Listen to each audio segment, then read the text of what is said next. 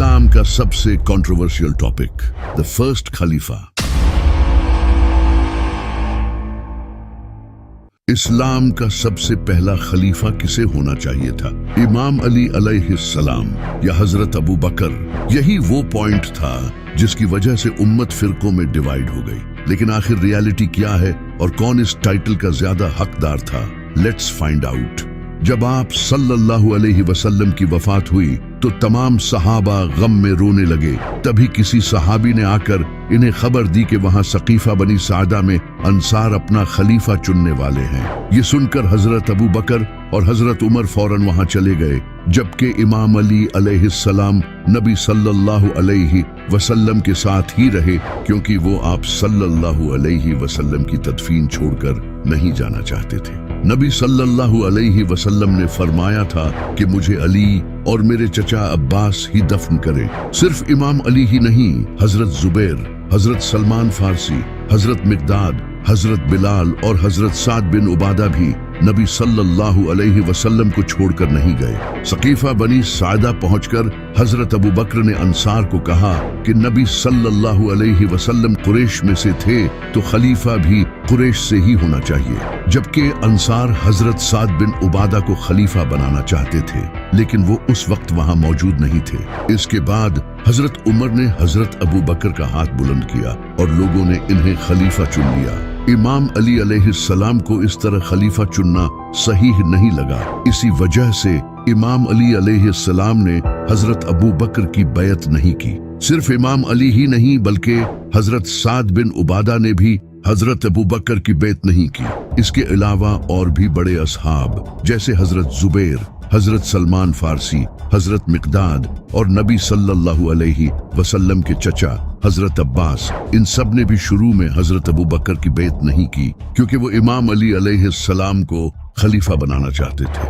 अब यहाँ लोग कहते हैं कि हजरत अबू बकर और हजरत उमर उम्मत की भलाई के लिए सकीफा बनी सायदा गए थे, क्योंकि उन्हें डर था कि कहीं कोई फितना न खड़ा हो जाए। लेकिन अगर ऐसा था तो फिर बाकी सहाबा क्यों नहीं गए? जैसा कि हजरत अबू जर गफारी, हजरत सलमान फारसी, हजरत बिलाल, हजरत जुबैर, हजरत तलहा और सबसे बढ़कर इमाम अली अलैहिस्सलाम, क्या इन्हें उम्मत की कोई फिक्र नहीं थी?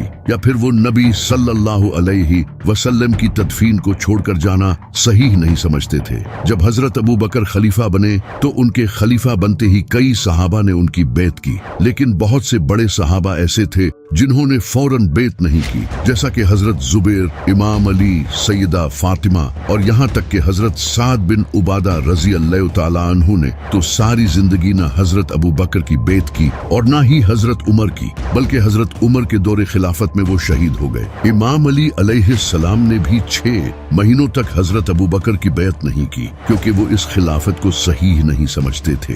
ये एग्जैक्टली ऐसा था जैसे आज के पाकिस्तान में बगैर इलेक्शंस के किसी एक इंसान को प्राइम मिनिस्टर बना दिया जाए, जबकि अवाम किसी और को प्राइम मिनिस्टर बनाना चाहती हो। इसी वजह से हजरत अबू बकर की खिलाफत सही नहीं है, क्योंकि खुद हजरत उमर रजी अल्लाह तआला अन्हु भी हजरत अबू बकर की खिलाफत को सही नहीं मानते थे। बुखारी में हदीस मौजूद है जिसमें हजरत उमर खुद फरमाते हैं कि अबू बकर की बैत एक ऐसा वाकया था जो अचानक और अनएक्सपेक्टेड था, लेकिन अल्लाह ने मुसलमानों को इसके शर से महफूज रखा, इसलिए जो भी ऐसा करना चाहे उसे कत्ल कर दिया जाए। हजरत उमर ने खुद कहा था कि जो दोबारा ऐसा करे उसे कत्ल कर दिया जाना चाहिए। यानी हजरत उमर भी हजरत अबू बकर की खिलाफत को सही नहीं समझते थे। इसी वजह से हजरत साद बिन उबादा रजी अल्लाह तआला अन्हु ने भी हजरत अबू बकर की बैत नहीं की थी। इनसे बड़ा सहाबी कौन हो सकता है जिन्होंने नबी सल्लल्लाहु अलैहि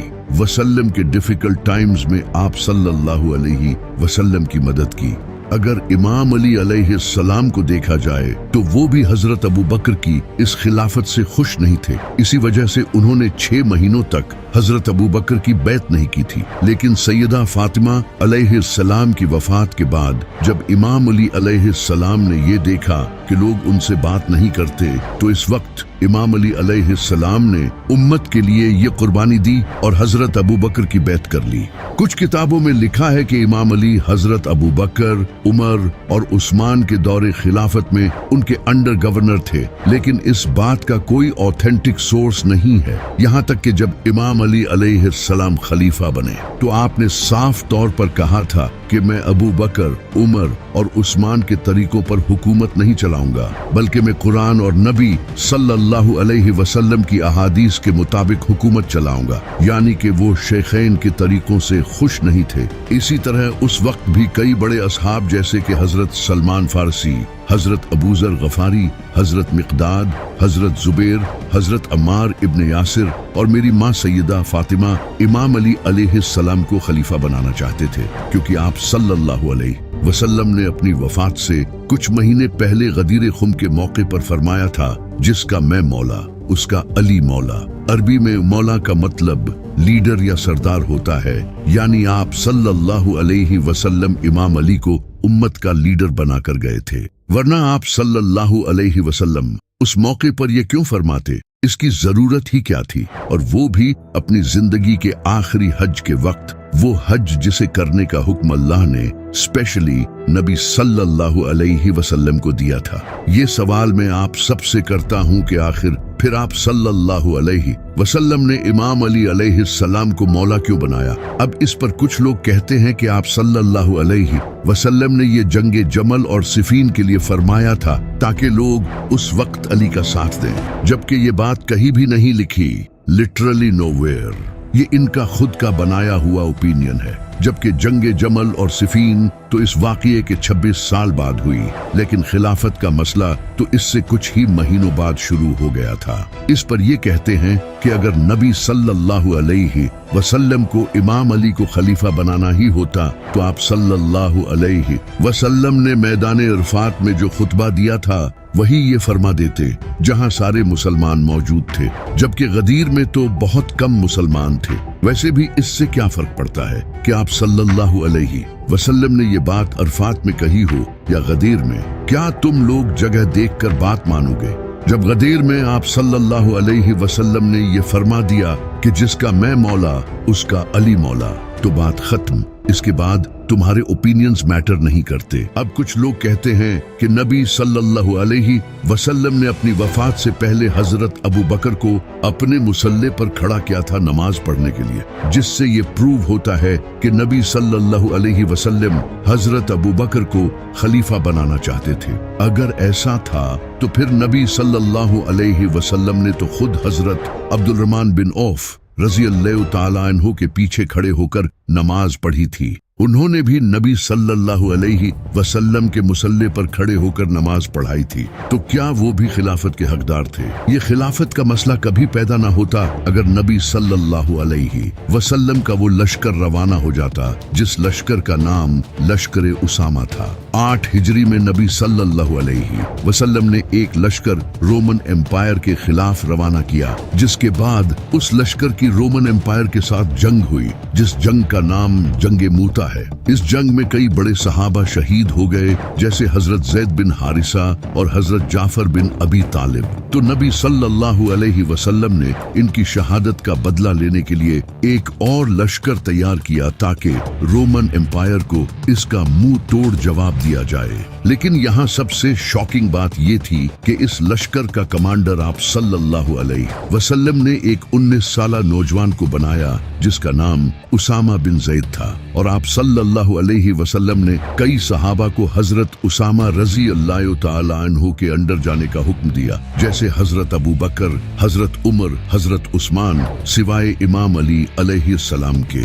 अब ये देखकर कई सहाबा नबी सल्लल्लाहु अलैहि वसल्लम के इस फैसले को क्रिटिसाइज करने लगे, क्योंकि हजरत उसामा रज़ी अल्लाह ताला अन्हु एक नौजवान लड़के थे जिनके पास कोई जंगी एक्सपीरियंस भी नहीं था, और कई किताबों में ये भी लिखा है कि इनका रंग काला था, और अरब में तब इन चीजों को नापसंद किया जाता था। जब आप सल्लल्लाहु अलैहि वसल्लम को इसका पता चला तो आप सल्लल्लाहु अलैहि वसल्लम ने सहाबा को कहा कि तुम लोग उसामा की लीडरशिप पर एतराज कर रहे हो, इससे पहले तुमने इसके बाप की लीडरशिप लीडरशिप पर भी एतराज किया था, जबकि अल्लाह बेहतर जानता है कि ये भी इसके लायक है और इसका बाप भी। फिर जैसे ही फौज जाने के लिए तैयार हुई, आप सल्लल्लाहु अलैहि वसल्लम की तबीयत खराब हो गई, जिसे देखकर सहाबा ने न जाने का फैसला किया। हालांकि आप सल्लल्लाहु अलैहि वसल्लम इससे सख्त नाराज थे और यहाँ तक फरमा दिया था कि उसामा की फौज को रवाना करो और जो न जाए उस पर अल्लाह की लानत हो।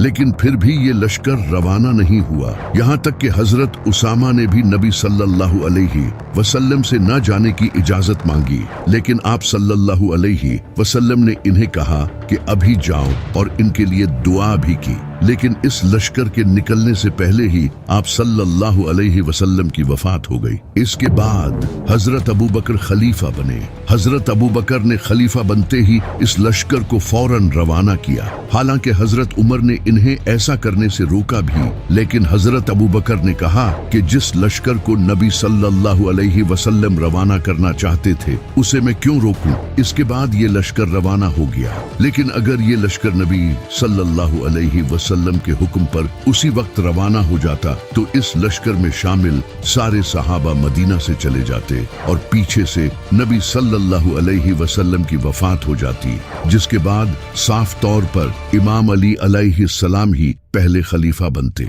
इसके अलावा जब नबी सल्लल्लाहु अलैहि वसल्लम ने अपनी वफात से पहले पेन और पेपर मांगा था ताकि कुछ ऐसा लिख दें जिसके बाद उम्मत कभी गुमराह न हो, तो हजरत उमर और बाकी सहाबा ने आप सल्लल्लाहु अलैहि वसल्लम की मुखालफत की। यहाँ पर भी सब जानते हैं कि आप सल्लल्लाहु अलैहि वसल्लम खलीफा ही का ऐलान करने वाले थे, क्योंकि इसी की वजह से तो उम्मत गुमराह हुई। लेकिन सहाबा ने इसकी मुखालफत की और इसका रिजल्ट आज हम देख सकते हैं। अगर इमाम अली अलैहिस्सलाम पहले खलीफा बनते तो कभी जंगे जमल, सफीन और नहरवान ना होती और न ही कभी वाकया करबला पेश आता। इसी तरह इमाम हसन अलैहिस्सलाम भी शहीद ना होते और सबसे बढ़कर ये कि पूरी उम्मत कभी फिरकों में डिवाइड ना होती। लेकिन अल्लाह को मुसलमानों का इम्तिहान लेना था ताकि वो ये देख सके कि लोग इसके महबूब सल्लल्लाहु अलैहि वसल्लम की अहले बैत के साथ कैसा बर्ताव करते हैं। मगर अफसोस कि ये उम्मत इस इम्तिहान में नाकाम हो गई।